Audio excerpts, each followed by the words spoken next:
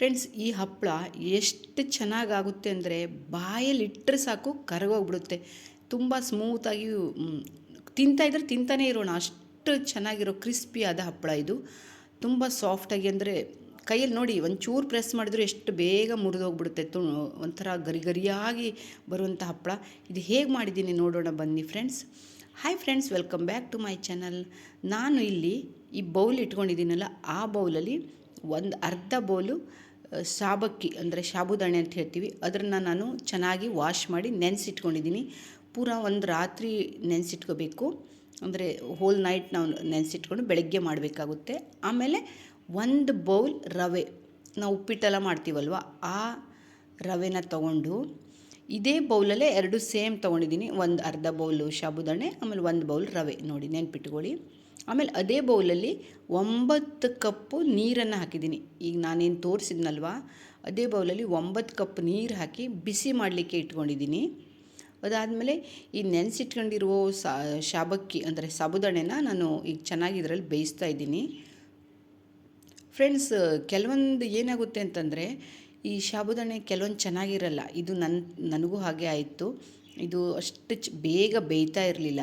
ಕೆಲವೊಂದು ಹಳೇದಿರುತ್ತೋ ಏನೋ, old stock ಕೊಟ್ಟಿರ್ತಾರೋ ಏನೋ ಅಂಗಡಿಗಳಲ್ಲಿ, ಬಟ್ ಅಷ್ಟು ಚೆನ್ನಾಗಿ ಬೇಯಲ್ಲ. ಕೆಲವೊಂದು ಸರಿ ತುಂಬ ಸಾಫ್ಟಾಗಿ ಬೇಯುತ್ತೆ, ಕೆಲವೊಂದು ಸಾಬುದಾಣೆ ಮೇಲೆ ಹೋಗುತ್ತೆ ಅನಿಸುತ್ತೆ, ಕ್ವಾಲಿಟಿ ಮೇಲೆ. ಆಮೇಲೆ ಇದು ಚೆನ್ನಾಗಿ ಸ್ವಲ್ಪ ಬೆಂದ ಮೇಲೆ ನೋಡಿ ಕುದಿ ಬರ್ತಾ ಇದೆ, ಸ್ವಲ್ಪ ಬೇಯ್ತಾ ಇದೆ. ಆದರೂ ಇದು ಅರಳಿ ಬೇಯ್ತಾ ಇಲ್ಲ, ದಪ್ಪ ಒಂಥರ ಮಂದ ಆಗ್ತಾ ಇಲ್ಲ ಇದು ಅಲ್ವಾ. ಅದಕ್ಕೆ ನಾನು 1 ಕಪ್ ರವನ ಅದನ್ನು ನೆನೆಸ್ಬೇಕು, ತೊಳ್ಕೊಂಡು ನೆನೆಸಿಟ್ಕೋಬೇಕು, ಏನೂ ಇಲ್ಲ, ಹಾಗೇ ಹಾಕ್ಬೋದು. ಇದು ಒಂದು ಸ್ವಲ್ಪ ಚೆನ್ನಾಗಿ ಕುದಿಸಿ ಆದಮೇಲೆ ನಾನು ಉಪ್ಪು, ಅಜ್ವೈನ್ 1 ಸ್ಪೂನು, ಜೀರಿಗೆ 1 ಸ್ಪೂನು, ಅಜ್ವೈನ್ ಅಂದರೆ ಓಂಕಾಳು, ಆಮೇಲೆ ನಿಮಗೆ ಸಕ್ಕರೆ ಬೇಕು ಅಂದರೆ 1 ಸ್ಪೂನ್ ಹಾಕ್ಕೋಬೋದು. ನಾನು ಸ್ವಲ್ಪ ಹಾಕ್ತಾಯಿದ್ದೀನಿ, ಅದು ನಿಮ್ಮ ಇಷ್ಟ. ಅದೇನು ಸ್ವೀಟ್ ಏನು ಆಗಲ್ಲ ಸಕ್ಕರೆ 1 ಸ್ಪೂನ್ ಹಾಕಿದ್ವಿ ಅಂತ. ಇದನ್ನೆಲ್ಲ ಚೆನ್ನಾಗಿ ಮಿಕ್ಸ್ ಮಾಡಿಕೊಂಡು ಒಂದು ಕುದಿ ಬರೋ ತನಕ ಕುದಿಸೋಣ. ಇದೇನು ಆಲ್ಮೋಸ್ಟ್ ಈ ಥರ ಬೆಂದಿದೆ ಅನ್ನುವಾಗ ನಾವು ರವೆಯನ್ನು ಹಾಕಬೇಕಾಗುತ್ತೆ. ನೋಡಿ ಸುಮಾರು ಇದು ಕುದೀತಾ ಇದೆ.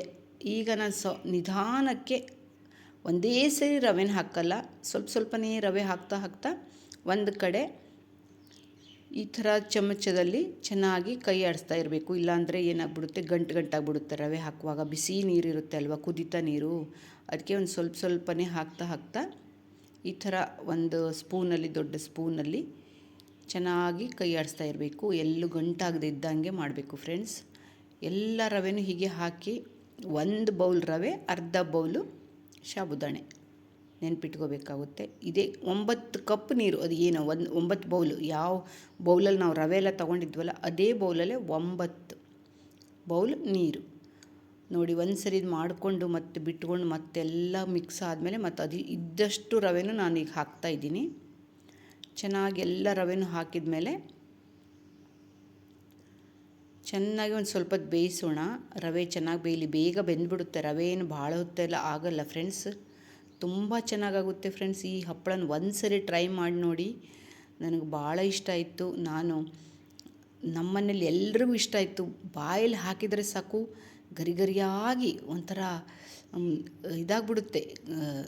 ಆಗಿಂದಾಗಲೇ ಅದು ತಿಂದ ಕೂಡಲೇ ಇನ್ನೂ ತಿಂತಾನೇ ಇರಬೇಕು ಅಂತ ಬೇಗ ಪುಡಿಯಾಗಿಬಿಡುತ್ತೆ, ಗೊತ್ತೇ ಆಗಲ್ಲ. ಎಂಥವ್ರು ಬೇಕಾದರೂ ತಿನ್ಬೋದು. ಯಾಕೆಂದರೆ ರವೆದು ಹಪ್ಪಳ ಹಾಗೆ ಅಲ್ವಾ, ರವೆ ಹಾಕಿದರೆ ತುಂಬ ಗರಿ ಆಗುತ್ತೆ ನೋಡಿ.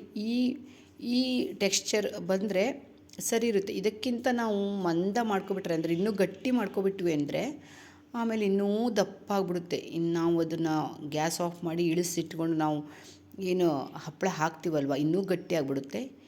ಈ ಟೆಕ್ಸ್ಚರ್, ಈ ಕನ್ಸಿಸ್ಟೆನ್ಸಿ ಕರೆಕ್ಟ್ ಬಂದಿದೆ ನೋಡಿ. ಈ ಥರ ಎಲ್ಲಾದರೂ ಗಂಟಾಯಿತು ಅಂದರೆ ಹೀಗೆಲ್ಲ ಕಡೆನೂ ಇದು ಮಾಡ್ಕೊಳ್ಳೋಣ. ಗ್ಯಾಸನ್ನು ಈಗ ನಾವು ಚೆನ್ನಾಗಿ ದೊಡ್ಡ ಫ್ಲೇಮೇ ಇಟ್ಕೋಬೇಕು, ಸಿಮ್ಮಲ್ಲೆಲ್ಲ ಇಟ್ಕೋಬಾರ್ದು. ಒಳ್ಳೆ ಎಲ್ಲದನ್ನೂ ಬೇಯಬೇಕು, ಎಲ್ಲ ಕಡೆನೂ ಚೆನ್ನಾಗಿ. ಎಲ್ಲ ಕಡೆ ಸ್ವಲ್ಪ ಏನಾದರೂ ಗಂಟೆಲ್ಲ ಇತ್ತು ಅಂದರೆ ಈ ಥರ ನಾನು ಅದೆಲ್ಲ ಮಾಡ್ತಾಯಿದ್ದೀನಿ, ಹೊಡ್ಕೊಳ್ತಾ ಇದ್ದೀನಿ. ಗಂಟು ಆಗಲ್ಲ ಕೈ ಆಡಿಸ್ತಾ ಇರುವಾಗ. ಗ್ಯಾಸನ್ನು ನೀವು ಮೀಡಿಯಮ್ ಫ್ಲೇಮು ಇಲ್ಲ ಸ್ವಲ್ಪ ಜಾಸ್ತಿನೇ ಇಟ್ಕೊಂಡ್ರೆ ಚೆನ್ನಾಗಿರುತ್ತೆ ನೋಡಿ. ಇಷ್ಟು ಗಟ್ಟಿಯಾಗಿದೆ, ಇಷ್ಟೇ ಗಟ್ಟಿ ಕನ್ಸಿಸ್ಟೆನ್ಸಿ ಇರಬೇಕು. ಈಗ ಒಮ್ಮೆ ನಾವು ಹಾಕುವಾಗ ಸ್ವಲ್ಪ ತಣಿತಾ ಬಂದಮೇಲೆ ಇನ್ನೂ ಗಟ್ಟಿಯಾಗಿಬಿಡುತ್ತೆ. ಅದಕ್ಕೆ ಒಂದು ಸ್ವಲ್ಪ ನೀರು ಇಟ್ಕೊಂಡಿರ್ತೀನಿ.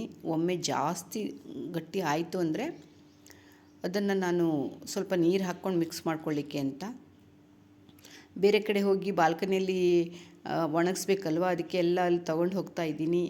ನೋಡಿ ಒಂದೊಂದೇ ಹಪ್ಪಳನ ಹೇಗೆ ಹಿಟ್ಟನ್ನು ದೋಸೆ ಹಿಟ್ಟಿನ ಹಾಗೆ ಹೀಗೆ ದೋಸೆ ಹೇಗೆ ಮಾಡ್ತೀವಲ್ವ ಸಣ್ಣ ಸಣ್ಣದು, ಈ ಸೆಟ್ ದೋಸೆ ಎಲ್ಲ ಮಾಡುವಾಗೆ ತೆಳ್ಳಗೆ ಹಾಕ್ತಾ ಹೋಗಬೇಕು.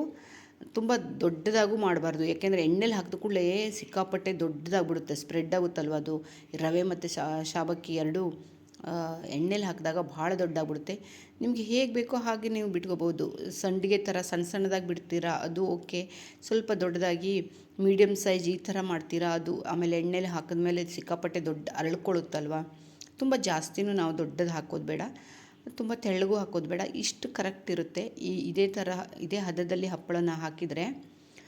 ಮತ್ತು ಇನ್ನೊಂದು ಅಂದರೆ ಇದು ಇವತ್ತು ಬೆಳಗ್ಗೆ ನಾವು ಬೇಗ 8-9 ಗಂಟೆಗೆ ಎಲ್ಲ ಹಪ್ಪಳನ ಈ ಥರ ಹಾಕಿದ್ವಿ ಅಂದರೆ ಸಂಜೆ ಅನ್ನೋ ತನಕ ಚೆನ್ನಾಗಿ ಒಣಗೋಗ್ಬಿಡುತ್ತೆ. ನೋಡಿ ಅದೇ ದಿನ ಸಂಜೆಗೆ ನಾನು ತೆಗೆದು ಒಣಗೋಗ್ಬಿಟ್ಟಿತ್ತು, ಚೆನ್ನಾಗಿ ತೆಗೆದು ಇದನ್ನು ಕರಿತಾ ಇದ್ದೀನಿ. ಗರಿ ಗರಿಯಾಗಿ ಬರ್ತಾಯಿದೆ. ಆಮೇಲೆ ನೀವು ಆರಾಮಾಗಿ 3-4 ತಿಂಗಳ ಸ್ಟೋರ್ ಮಾಡಿ ಇಟ್ಕೋಬೋದು.